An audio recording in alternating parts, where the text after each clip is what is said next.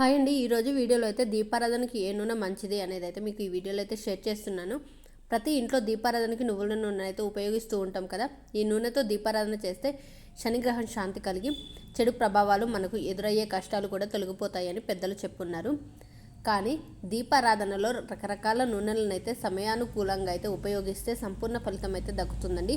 అప్పుల బాధలు తీరాలంటే కొబ్బరి నూనెతో దీపారాధన చేయాలి. కీర్తి ప్రతిష్టలు పెరగాలంటే, ఇంట్లో గొడవలు తగ్గాలంటే ఆముదంతో దీపారాధన చేయాలి. నిత్యం లక్ష్మి కటాక్షం కోసం, ఆరోగ్యం కోసం, ఆనందం ప్రశాంతత కోసం, అదేవిధంగా సంపద కోసం అయితే ఆవు నేతితో దీపం వెలిగించాలి. శత్రుపీడలు, గండాలు, ఆస్తి వివాదాలు, ఇంట్లో ఎవరికైనా అనారోగ్యం తొలగిపోవడానికి తెలుపు నువ్వుల నూనెతో అయితే దీపారాధన అయితే చేయాలండి. ఇంట్లోని చెడు ప్రభావం తొలగిపోవాలన్నా, ఇంట్లో శాంతి కోసం పంచగవ్య నూనెతో అయితే దీపారాధన చేయాలి.